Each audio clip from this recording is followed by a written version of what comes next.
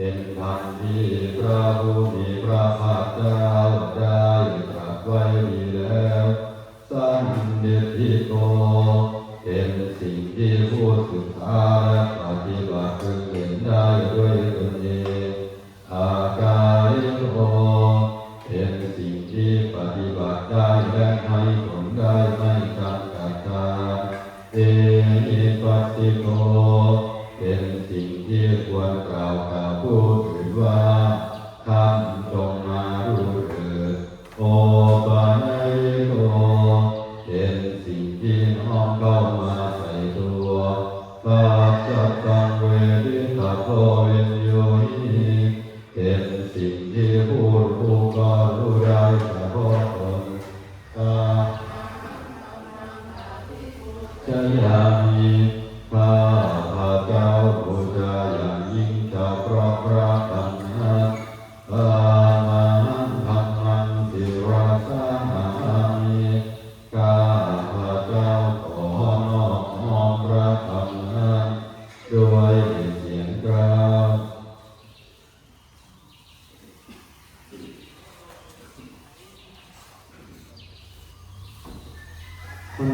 นามยังสังฆาทิปติงกโรมะเตโยโส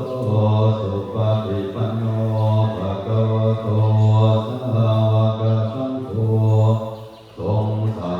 วกของพระผู้มีพระภาคเจ้านั้นผู้ใดปฏิบัติดีแล้วอุชุปฏิปันโนภะคะวะโตสาวกสังโฆทรงสาวกของพระผู้มีพระภาคเจ้าผู้ใดปฏิบัติตรงแล้วญาญาปฏิปันโนภะคะวะโตสาวกสังโฆทรงสาวกของพระผู้มีพระภาคเจ้าผู้ใดปฏิบัติเพื่อรู้ธรรมเป็นเครื่องออกจากทุกข์แล้วสามีจิปฏิปันโนภะคะวะโตสาวกสังโฆทรงสาวกของพระผู้มีพระภาคเจ้าผู้ใดปฏิบัติสมควรแล้วจาริยังได้แก่บุคคลเหล่านี้คือจาตาริโกริสายุกานิอัตถกุริสตุการาผู้แห่งบุรุษสี่ผู้นับเรียนตัวบุรุษได้แก่บุรุษเดสะภะคะวะโตสาวกสังโฆนั่นแหละสงฆ์สาวกของพระผู้มีพระภาคเจ้าอาหุนายโยเป็นสมควรแก่สักการะที่เขานำมาบูชาอาหุนายโยเป็นสมควรแก่สักการะที่เขาจัดไว้ต้อนรับกาจินายโยเป็นสมควรรับทักษิณาทานปัญจรีกานิโยเป็นสงฆ์ที่บุคคลทั่วไปควรทำมัญจรีอนุตตรังบุญญาเขตังโลกัสสะเป็นเนื้อนาบุญของโลกไม่มีนาบุญอื่นยิ่งกว่ากามาสังฆังอภิปูชญามิข้า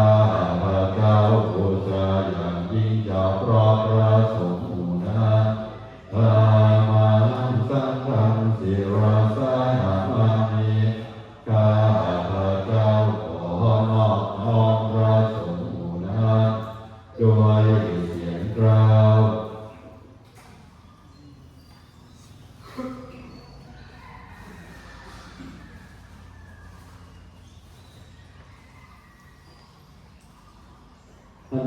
นามยังรัตนัตยปนะมังกาโยเทวะสังเวกวัตถุปริทิปากะปาหันจาปนวามาเตบุตโธสุโธกรุณามหันโนพระพุทธเจ้าทรงเป็นผู้บริสุทธิ์มีพระกรุณาดุจดวงมหันโนโยจันตสุภะวรยานโรตโนพระ องค์ใดมีตาคือญาณอันประเสริฐหมดจดสิ้นที่สุดโลกัสสะปะโกปะกิเลสกะปะโกเป็นผู้กาเสียถึงบาปและอุปากิเลสของโลกวันดามิพุทธังอะมามาเรนะตาข้า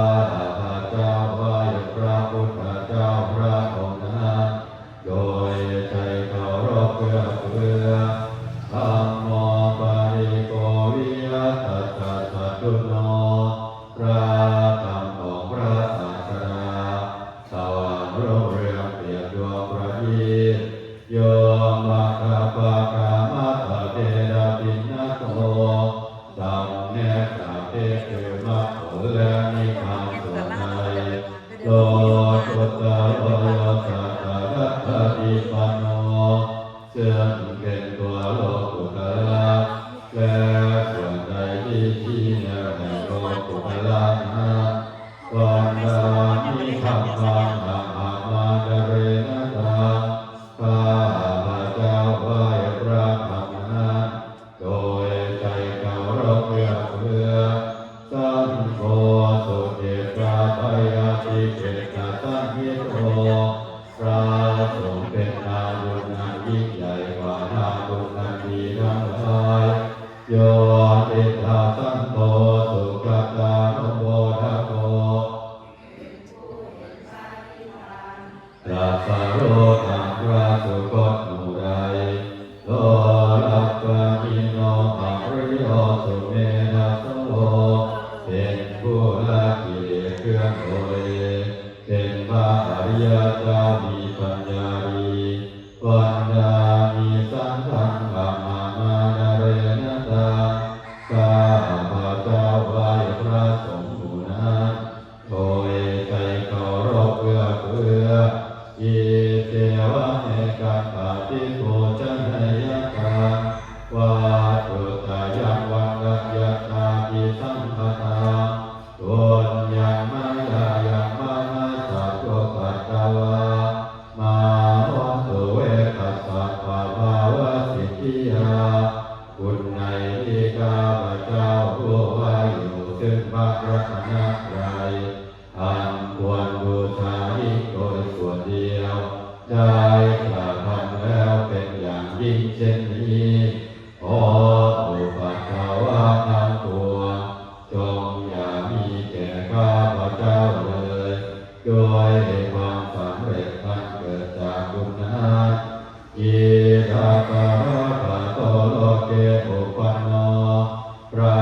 ตถาคตเจ้าเกิดขึ้นแล้วในโลกนี้พระหังสัมมาสัมพุทโธเป็นผู้ไกลจากกิเลสตรัสรู้ชอบได้โดยพระองค์เองธัมโมจเรสิโตนิยานิโตและพระธรรมที่ทรงแสดงเป็นธรรมเพื่อออกจากทุกข์โอปัสสมิโกปารินิสานิโกเป็นเครื่องสงบกิเลสเป็นไปเพื่อปรินิพพานสัมโพธกามิสุขตัปปะเวริโตเป็นไปเพื่อความรู้พร้อมเป็นธรรมที่พระสุคตประกาศมายันตังธัมมังสุตตวาเอวังจนามาจึงได้รู้อย่างนี้ว่าชาติเป็นทุกขาแม้ความเกิดก็เป็นทุกข์ชาติทุกขาแม้ความแก่ก็เป็นทุกข์มรณะทุกขาแม้ความตายก็เป็นทุกข์โสกปาริเทวะทุกขาโทมะสุขายาสัพพิทุกขาแม้ความสุขความรักในรำพันความไม่สบายกายความไม่สบายใจความขัดแย้งใจก็เป็นทุกข์อาภิเยหิสัมปะโยโคทุกโขความประสบกับสิ่งไม่เป็นที่รักที่พอใจก็เป็นทุกข์ติเยหิวิปปา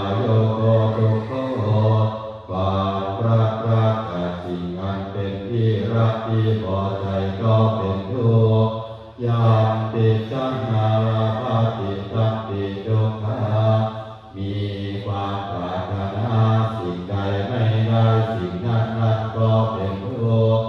ทั้งจิตเจนะปัญจุปารานะขันธาทุกขาว่าวยอุปาทานขันธ์ทั้งห้าเป็นตัวทุกข์สายยาติหังกายแก่สิ่งเหล่านี้คือโรคอุปาทานขันธ์โธขันธ์อันเป็นที่ตั้งแห่งความยึดมั่นคือโรคเวทนาอุปาทานขันธ์โธขันธ์อันเป็นที่ตั้งสัญโยปาราคันโธขันธ์อันเป็นที่ตั้งแห่งความยึดมั่นคือสัญญาสังขารุปาราคันโธขันธ์อันเป็นที่ตั้งแห่งความยึดมั่นคือสังขารวิญญาณัปาราคันโธขันธ์อันเป็นที่ตั้งแห่งความยึดมั่นคือวิญญาณเจสังขาริญญาเพื่อให้สาวกทั้งหมดรอบรู้อุปาทานขันธ์เหล่านี้เองการะโนโสภะคะวาพระผู้มีพระภาคเจ้านั้นเมื่อยังทรงพระชนอยู่เอวังวะปุรังสาวะเทวิเนติย่อมทรงแนะนำสาวกทั้งหลายเช่นนี้เป็นส่วนมากเอวังวะกาจาปะนัสสะภะคะวะโตวะเตสุภะโนสาสานิบาหุราภวัตติตาหนึ่งคำสั่งสอนของพระผู้มีพระภาคเจ้านั้น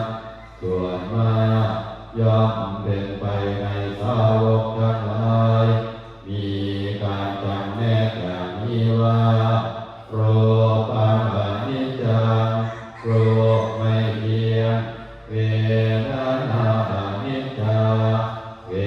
ทนาไม่เที่ยงสัญญาอนิจจาสัญญาไม่เที่ยงสังขารอนิจจาสังขารไม่เที่ยงวิญญาณังอนิจจังวิญญาณไม่เที่ยงรูปังอนัตตารูปไม่ใช่ตัวตนเวทนาอนัตตาเวทนาไม่ใช่ตัวตนสัญญาอนัตตาสัญญาไม่ใช่ตัวตนสังขารอนัตตาสังขารไม่ใช่ตัวตนวิญญาณังอนัตตาวิญญาณไม่ใช่ตัวตนสัพเพสังขาราอนิจจาสังขารทั้งหลายทั้งปวงไม่เที่ยงสัพเพธัมมาอนัตตาติธรรมทั้งหลายทั้งปวงไม่ใช่ตัวตนดังนี้เตนะยังโอทินนามหาจาปิยาจารามรเนนะพวกเราทั้งหลายเป็นผู้ถูกครอบงำแล้วโดยความแก่และความตายโสตินิปาริเทนิจุเตนิโยมาเตนิอุปายาเตนิโดยความโศกความร่ำไรรำพันความไม่สบายกายความไม่สบายใจความกัดแย้งใจทั้งหลายโดยโคตินาเป็นผู้ถูกความทุกข์กำเอาแล้วโดยขับเรตาเป็นผู้มีความทุกข์เป็นเบื้องหน้าแล้วอาเอวังนามิมัสสะเจวังรัสสะทุกขขันธัสอันตกิริยาปัญญาเยนะติทำจะให้การทำที่สุดแห่งกองทุกข์ทั้งสิ้นนี้จะพึงปรากฏชัดแก่เราได้จิระปรินิพพุตังติตังภะคะวะตังโอริสะอรหันตังสัมมาสัมพุทธังเราทั้งหลายผู้ที่พระผู้มีพระภาค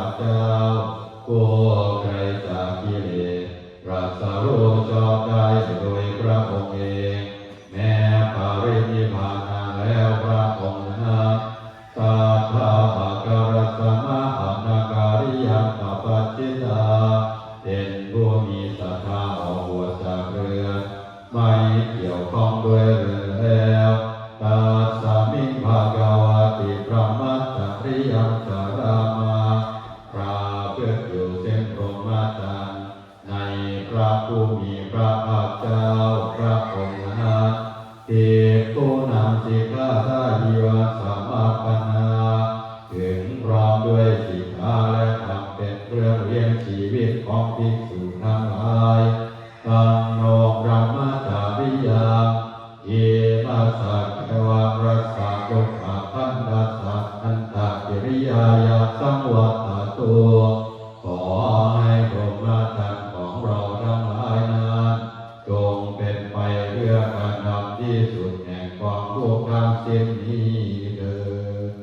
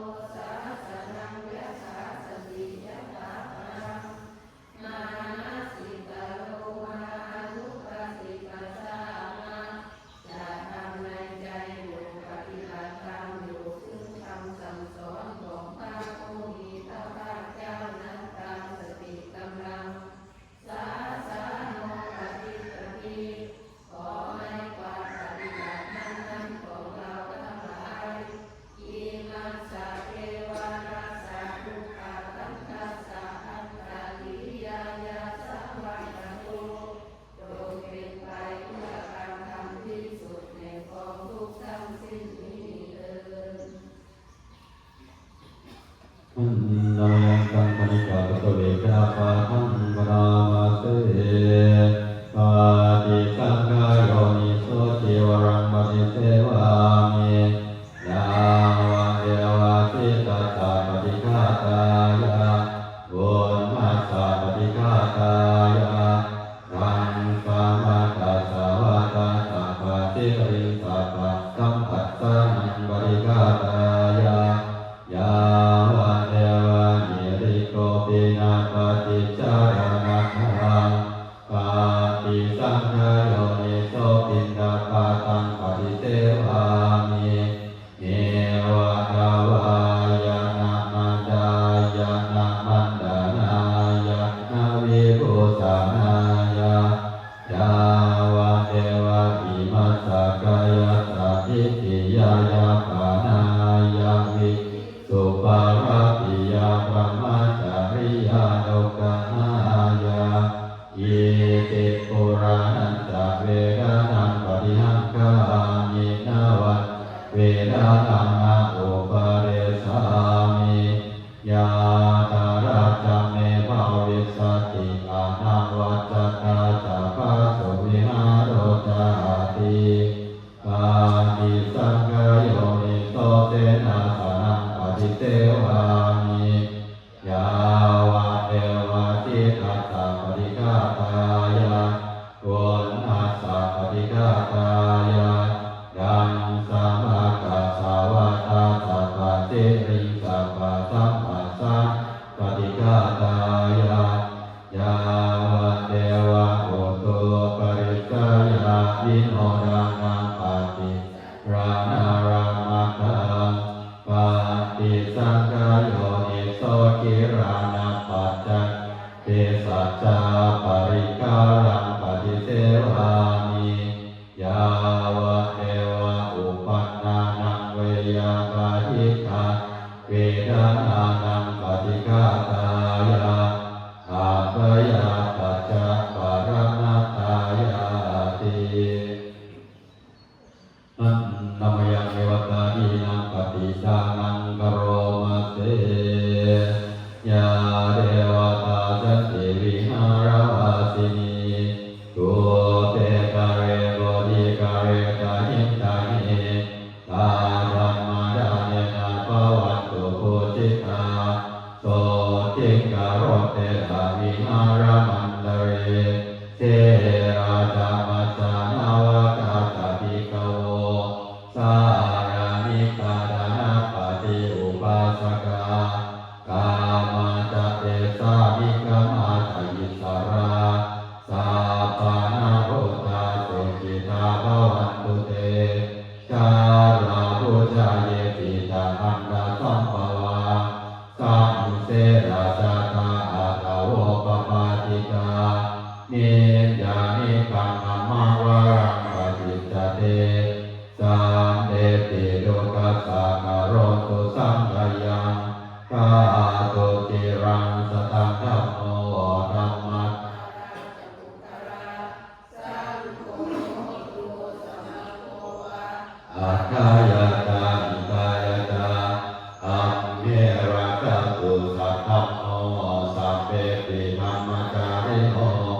วะ